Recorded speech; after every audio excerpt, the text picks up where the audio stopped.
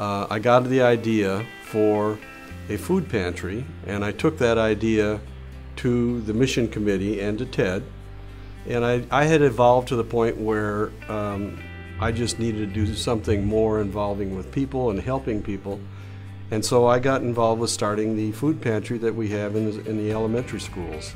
I'm Tom Gemmer, and I'm the school counselor here at Parkside and the coordinator of community outreach. So the food pantry is one of those community outreaches that makes the biggest difference here. When we first started it up, it was in the early stages of a program that Harry Chapin was trying to roll out.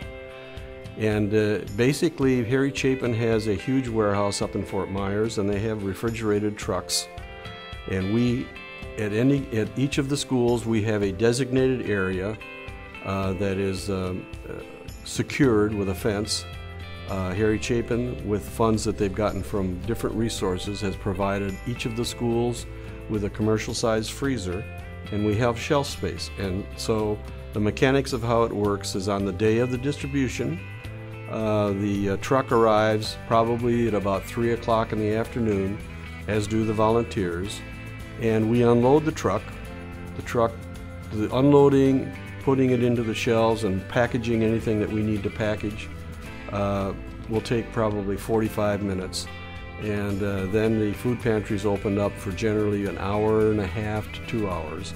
These kind of programs meet those basic needs that our families struggle with the most because of their income levels and their housing levels.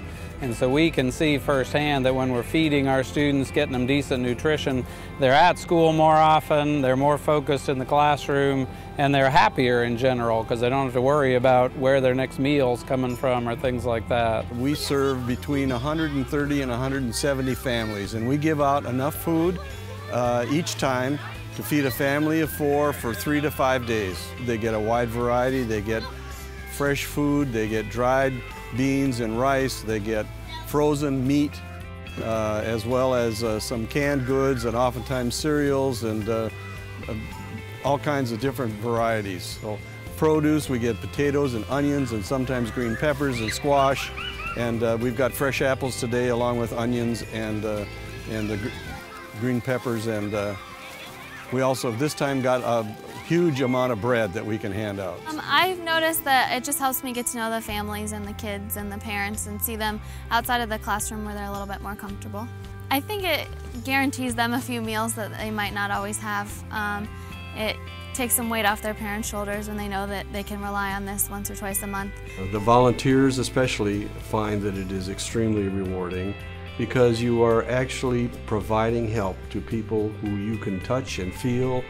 You can see the need, and there's a connection. I think we get as much out of it as the people who receive the food.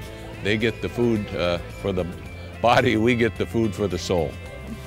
My family is very happy with this help. Thank you very much for everybody.